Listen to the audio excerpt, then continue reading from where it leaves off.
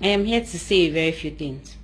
I wanted to say this thing in Igbo, but I changed my mind because there are a lot of people that does not understand Igbo here, and I want everybody to read my lips. My onuamu. The lips that I'm using to suck prick. The thing, I actually started this video to say something important, but I don't know what is wrong with me. Anytime I try to be normal, it's so hard to be normal. It's so hard to conform to the society. It's just so hard to be like a typical Nigerian girl. See me, just to pass a very important information. I am here talking about brick mouth. But anyway, do you like it? My own back to what I was saying. A lot of girls, they come to my inbox, they write me. A lot of girls that you see are saying, and you check your inbox, as you check your inbox, is to complain about one man or another. Relationship wahala, marriage wahala, boyfriend this, boyfriend that. Marriage one is even different, because it's marriage. I am talking about boyfriend and girlfriend. I'm licking my lips, don't mind me as I'm talking. I just had an overdose of sperm, so some of them still, you can see them, they poured on my lips and still licking them. My husband's sperm. Back to my topic. These girls, they come to my inbox, a lot of boyfriend issues. Now, you know, they will tell you that their boyfriend is treating them bad. He wasn't like that when they started the relationship. He later changed. I'm not even talking about the girl's attitude, because sometimes people change. Change is constant. You either change for the good or you either change for the bad. Sometimes a girl too can make her man start misbehaving. It's possible.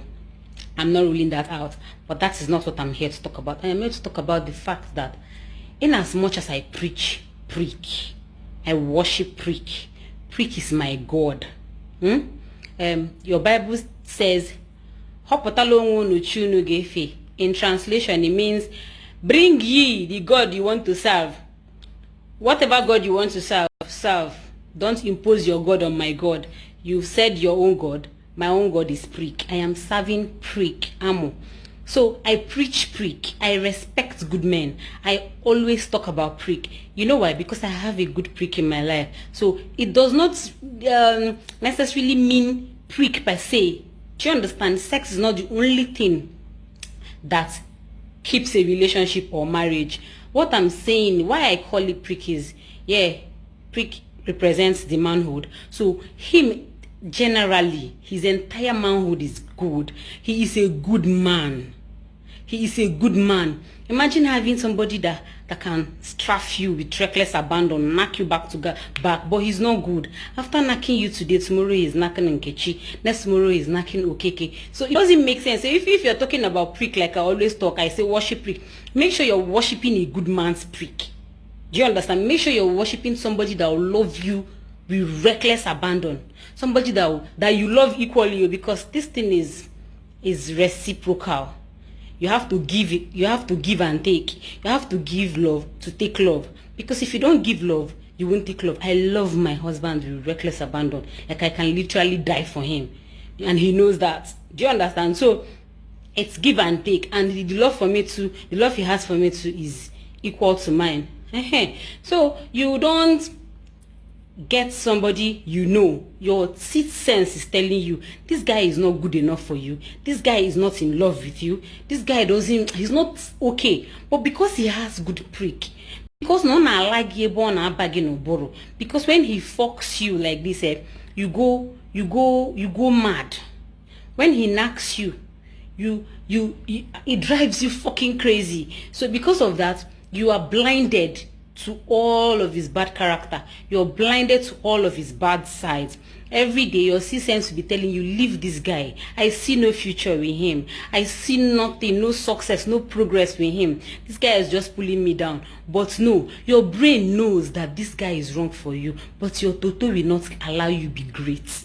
Every time you think about this guy, instead of you to use your head to think, you'll be thinking through your Toto. To be breathing. Wow. wham, wham. And whenever he comes close to you, or you might, every time you leave his house, you make up your mind you're breaking up with this guy. There is no future for both of you. He will not elevate you. He will not uplift you in any way. You can't even see yourself getting married to him.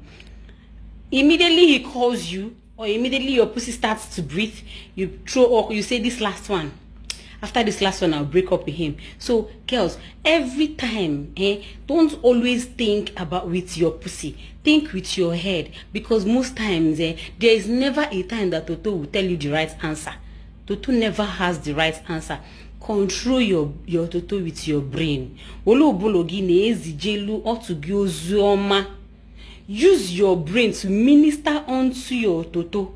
Use your brain to spread the gospel to your Toto. Use your brain to sanitize your Toto, to purify it, to educate it, to enlighten it, to give it good orientation, so that it will stop misbehaving. It will allow you to be great. So you don't come to my inbox after you've known for years or for months that this guy is not good. He will strafe you with reckless abandon, scatter your Toto for your future husband. You go come to me and say, Angie, he broke my heart. All the men that come across me, they are not serious. This one did this to me, this one did that to me. Why are you doing like that? Why? Anyway, I want to go. Let me go and continue where I stopped. Before I go, I have to drop this. What I am saying in essence is, do not let your Toto rule your world. Let your brain start to speak first, and allow your Toto listen to your brain. Do not put your Toto first and put your brain second, because now you go suffer. Now you go suffer.